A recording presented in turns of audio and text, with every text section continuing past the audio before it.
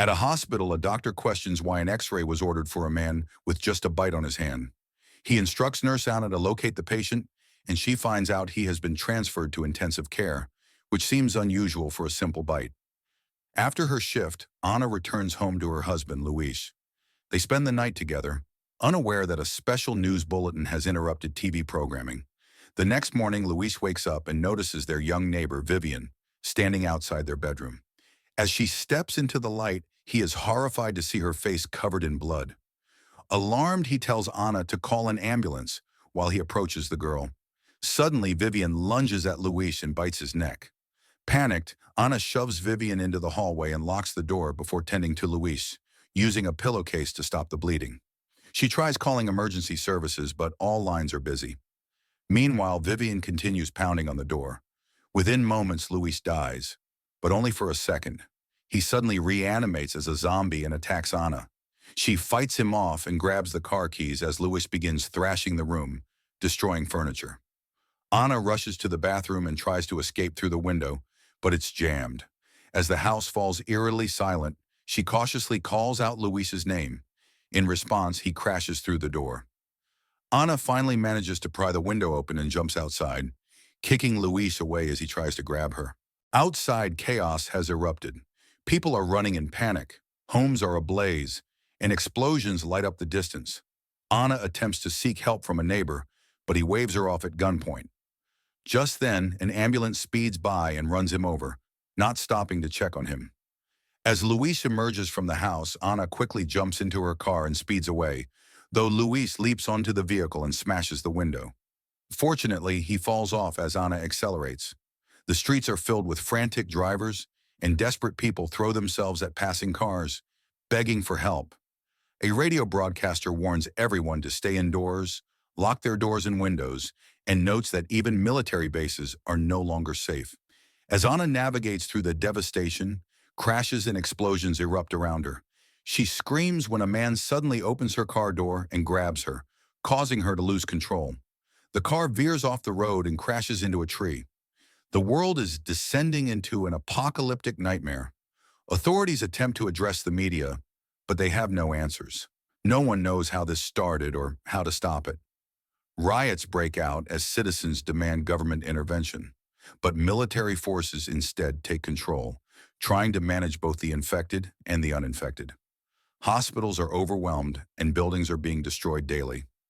Anna wakes up to find herself being watched by a police officer named Kenneth. He makes her speak to confirm she isn't infected. They team up and soon encounter 3 other survivors. At first, the trio opens fire, mistaking them for zombies, but they quickly realize they are human. They explain that all roads they've tried are blocked by the undead, so they decide to head to the mall instead. As they try to break in, a horde of zombies approaches, forcing Kenneth to shoot the lock to get inside. Just as they are about to shut the doors, a zombie grabs onto them, but Kenneth kicks it away, securing their safety. Inside, they restore power to the lights but discover the phones aren't working. Finding themselves in a store with locked doors, they break a window using a toilet to access the main mall area. As Anna washes the blood off in a fountain, the group ensures all exits are secure. Andre and Michael volunteer to check the other entrances. At the back, Andre is startled by a zombie pressed against the glass, but thankfully the material is shatterproof. Meanwhile, Michael hears noises behind a door and arms himself with a hammer from an arcade game. Suddenly, a zombie lunges at him, tackling him to the ground. The hammer breaks, but Michael manages to grab a broken handle and stab the creature in the head. Back at the entrance, a zombie attacks Andre's pregnant wife, Luda. Kenneth intervenes, striking the zombie with his gun, but it retaliates, pushing him into the fountain and scratching his arm. As they struggle, Anna grabs Kenneth's fallen weapon and shoots the zombie. Though she only hits its shoulder, it's enough to create an opening for escape. The trio rushes to rejoin the others and jumps into an elevator, but when they reach the upper floor, they are confronted by 3 armed security guards. A tense standoff ensues, but Anna convinces the guards to let them stay. However, the guards confiscate their weapons. Watching TV, the group sees the widespread destruction and learns that zombies can only be killed by a shot to the head. A broadcast mentions Fort Pastor as a safe zone, which Kenneth recognizes as the place where his brother is stationed. Meanwhile, Andre discovers that Luda has a small bite wound, but dismisses it as minor. Anna, overwhelmed by the situation, has a brief breakdown but pulls herself together to tend to Kenneth's injury. Michael suggests boarding up weak spots in the mall and painting an SOS sign on the roof in case of rescue helicopters. The guards later encounter a twitching zombie in the fountain. It was once one of their own. Realizing they have no choice, they execute him. They continue clearing out the mall, eliminating any zombies they find. Later, the guards dispose of the bodies by throwing them off the roof. From their vantage point, they see zombies swarming the town. Through binoculars, they spot a man named Andy on the rooftop of a nearby gun store. Andy holds up a sign saying he is alone. As he points to the sky, the group spots a helicopter and desperately waves for help, but the aircraft flies past them. That night, the guards lock the group in a store to prevent them from stealing supplies. While some hold on to hope for rescue, Michael believes they must take action. Kenneth remains focused solely on reaching Fort Pastor. Meanwhile, a TV preacher claims that the zombie outbreak is divine punishment for humanity's sins. The following morning, the mall's automatic systems activate, turning on all lights and music. The televisions now only show static, indicating that all broadcasts have ceased. Guard Terry goes to shut off the music and checks the security cameras, spotting a truck approaching the mall. As the group rushes to the roof to discuss whether to let the newcomers in, a heated debate erupts.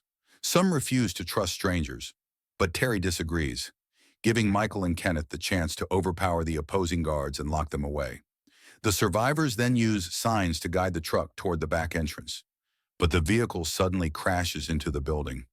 Michael and Andre are forced to go outside and fight off zombies to help the survivors get inside. Once safely inside, Anna checks everyone for injuries and discovers an extremely sick woman in a wheelbarrow. Kenneth, still determined to reach Fort Pastor, asks the new survivors about it, but they confirm the fort has already fallen to zombies. Realizing there is no safe haven, Kenneth retreats to the roof where Andy signals for updates.